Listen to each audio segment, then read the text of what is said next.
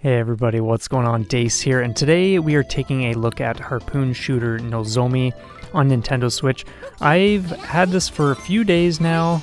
I just picked it up on sale. It's about 30, or at least at the time of this recording, it's about 30% off, putting it at about $9 Canadian.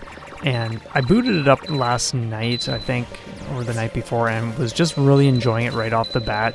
And so I wanted to just do a brief rundown based on what I've learned about the game. From what I can tell, there really isn't much information online, and in terms of things like clears or videos on YouTube for that matter, it's very minimal, interestingly enough. The game is somewhat new. I think the Steam version came out last year in January, and the Switch version came out February of this year. So anyway, let's just get into how it works. As you can see, we have our character firing away, and she has this harpoon that she can shoot at like big enemies, and it gradually starts pulling certain parts, like whatever you hook onto. Like sometimes if it's like a bigger boss or enemy with multiple parts, it'll pull that part towards you, or if it's like a full thing here, like the like bee related whatever, then it just pulls the whole thing. Now, in terms of scoring, I think there's some kind of score bonus related to like close proximity. I'm not sure all of the ins and outs when it comes to the scoring system, but I do know that there's something to do with like latching on to enemies and whatnot. So I'm just going to go over a bunch of things here on my list. Nothing is necessarily going to be in a precise order. We do have a shop. You can get things like power-ups, rabbit tank. I think that's a shield of some sort. Life insurance, extra lives, things like that. I haven't played like too much, of course, so I haven't seen everything that the game does offer, let alone everything the shop will have. So, but yeah, anyway, so this was developed by Wandering Wonder Studio and published by Waku Waku Games. I've already covered the Harpoon and what little I know about the scoring. I'm sure others maybe know a lot more than I do who have really sunk into this. It's a pretty interesting one. It's one of the more unique and refreshing games I've played in some time, just because it's very, very different. And we're kind of just jumping around here. And the music in this game is really fascinating too. You do have like an auto shot as well. You don't have to be using the harpoon if you don't want to. Bombs, of course. There is a mini game like the shop where you can choose to fly into it if you want, like in Trouble Witches, for instance.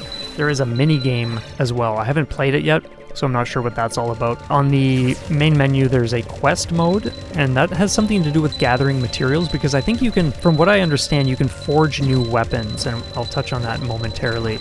But there's also an easy mode, which is what's interesting about that, actually. I think I'm gonna let my daughter play this easy mode. We'll see a little bit, a moment or two. I threw in some footage, I don't recall where, but instead of bullets, the enemies and bosses and whatnot, they fire desserts, and it's incredibly delectable.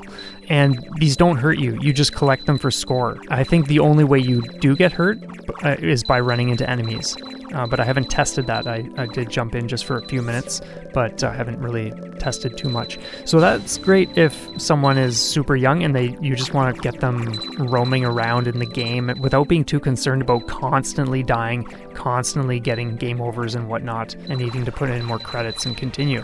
So I'm really excited. So yeah, there's just a boatload of stuff in here. There's also a factory mode. I'm assuming if you collect materials in quest mode, then it's probably maybe in the factory that you would forge the new weapons. And so on that note, I think you, like as a default, you have the red, green, and blue weapons. And then there's one called, and these, like the ones I'm about to say are not unlocked yet, but there's ultra wide, rainbow, crescent, blade, and sweetheart. So I'm very intrigued to figure out how to unlock those and just experiment with that kind of stuff. There's a lot going on in this game. In terms of the bosses, there's a little clock that walks backward down the length of the boss's health bar, and I'm assuming this either represents like when the boss is going to like leave, or maybe automatically die, or more likely it has something to do with whether you get a like a bonus score or not, but who knows. But either way, time will tell. So in terms of difficulty, we have easy mode, normal, and hard,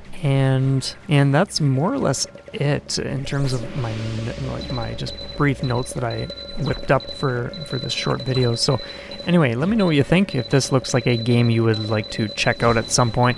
I would like to thank everybody for sticking around until the end if you did.